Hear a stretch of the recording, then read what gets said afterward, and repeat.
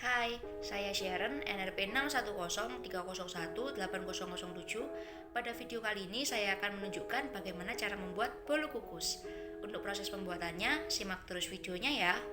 Bolu kukus sendiri adalah kue berbahan dasar tepung terigu yang ditambahkan telur, gula, dan emulsifier SP, kemudian diolah dengan cara pengukusan yang mengandalkan uap panas. Alat dan bahan yang digunakan untuk membuat satu buah bolu kukus adalah 200 gram tepung terigu, wadah dan loyang, mixer, 4 butir telur, spatula, 200 gram gula pasir, pasta coklat, 130 ml santan, sumpit, seperempat sendok teh SP, seperempat sendok teh baking powder, dan vanili. Cara kerja untuk pembuatan bolu kukus adalah sebelum bekerja, untuk menjaga kehigienisan produk, jangan lupa untuk memakai masker dan mencuci tangan. Jangan lupa memakai topi, celemek, dan juga sarung tangan. Pertama, kita pecahkan 4 butir telur. Manfaat dari telur adalah sebagai pengemulsi adonan dan meningkatkan nilai gizi serta flavor pada bolu kukus. Kemudian tambahkan 100 gram gula dan seperempat sendok teh vanili. Manfaat dari penambahan gula adalah sebagai pemberi rasa manis, pembentukan warna, dan menjaga freshness karena sifat gula yang higroskopis sehingga dapat memperpanjang umur simpan bolu kukus.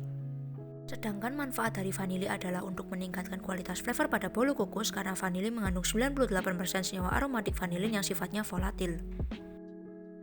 Kemudian tambahkan seperempat sendok teh emulsifier SP. SP yang ditambahkan bermanfaat untuk melembutkan tekstur dan membuat adonan bolu kukus menjadi lebih menyatu serta stabil pada saat pemikseran. Selanjutnya, adonan dicampur dengan menggunakan mixer.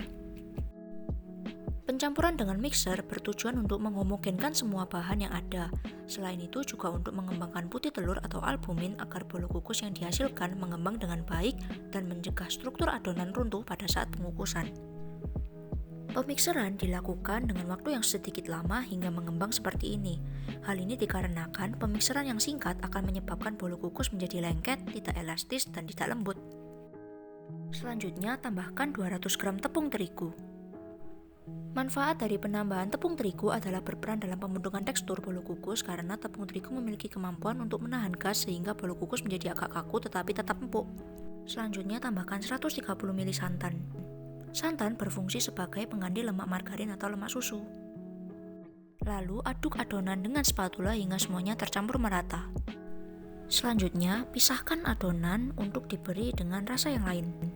Tambahkan 10 ml pasta coklat pada adonan yang terpisah, kemudian aduk hingga semuanya tercampur merata. Manfaat dari penambahan pasta coklat adalah untuk meningkatkan cita rasa dan juga penampilan bolu kukus. Selanjutnya, tuang adonan ke loyang secara bergantian antara adonan yang berwarna putih dengan adonan yang berwarna coklat.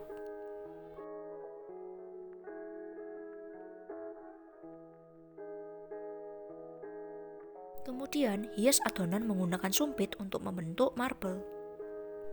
Jika sudah selesai, adonan bisa dikukus selama 35 menit.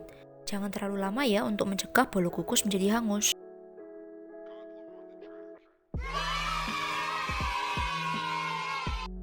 Ini adalah hasil dari bolu kukus. Untuk pengemasannya sendiri, pengemas yang digunakan adalah box yang sudah diberi stiker dengan merek produk bolu kukus yaitu Sweet Bite Bakery.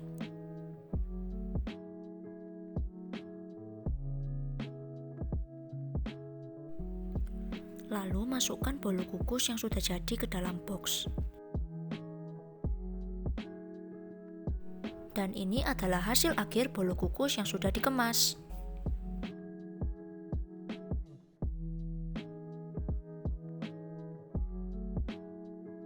Jadi apa sih yang menyebabkan perubahan fisik pada pengolahan bolu kukus?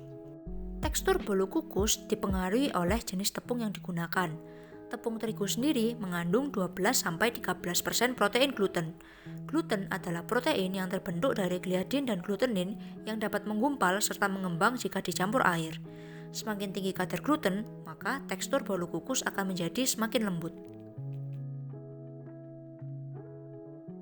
Selain itu, tekstur pada bolu kukus juga dipengaruhi oleh kandungan pati pada tepung. Untuk tepung terigu sendiri mengandung pati sebanyak 70%. Semakin tinggi kadar pati pada tepung, maka akan menyebabkan kemampuannya untuk mengikat air semakin tinggi, sehingga tekstur bolu kukus menjadi keras tetapi tetap empuk.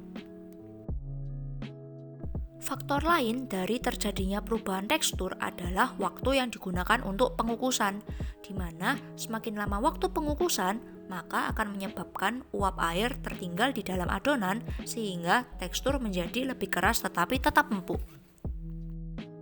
Sedangkan perubahan fisik untuk pengembangan volume dipengaruhi oleh kadar amilosa. Semakin tinggi kadar amilosa, maka akan menyebabkan rongga menjadi lebih kecil dan rapat. Hal ini dikarenakan amilosa akan membentuk kristal berukuran besar sehingga roti tidak dapat mengembang dengan baik. Selain itu, pengembangan volume juga dipengaruhi oleh protein gluten. Gluten berperan sebagai pemberi sifat elastis pada roti, di mana semakin rendah kadar protein, maka akan menyebabkan semakin rendahnya pengembangan volume. Sehingga bisa dikatakan bahwa semakin tinggi volume pengembangan pada bolu kukus, maka tekstur pada bolu kukus akan menjadi semakin lembut. Analisa ekonomi. Ini adalah daftar harga untuk bahan baku. Pembelian bahan baku dituliskan sesuai dengan asumsi permintaan konsumen, yaitu sebanyak 100 pak. Sehingga setelah dihitung secara keseluruhan, modal untuk bahan baku yang dibutuhkan adalah sebanyak Rp2.299.000. Untuk utilitas yang dibutuhkan adalah listrik untuk lampu dan mixer, air untuk sanitasi peralatan dan pengukusan, bahan bakar berupa LPG 9 kg, box packaging, dan sarung tangan. Sedangkan tenaga kerja yang digunakan adalah sebanyak 1 orang. Sehingga total modal keseluruhan dari bahan baku, utilitas, dan tenaga kerja didapatkan sebesar Rp2.823.000. Hasil analisis ekonominya adalah bolu kukus dengan merek Sweet Bite Bakery dihargai Rp45.000 per paknya. Sehingga jika asumsi permintaan konsumen sebanyak 100 pak, maka harga jualnya sebesar Rp4.500.000. Dengan modal sebanyak Rp2.823.000, maka keuntungan yang didapat oleh Sweet Bite Bakery untuk 100 pak bolu kukus adalah Rp1.677.000. Informasi ilmiah yang ada di video ini diambil dari buku dan jurnal berikut. Thank you for watching my video. Semoga bermanfaat ya. Have a nice day.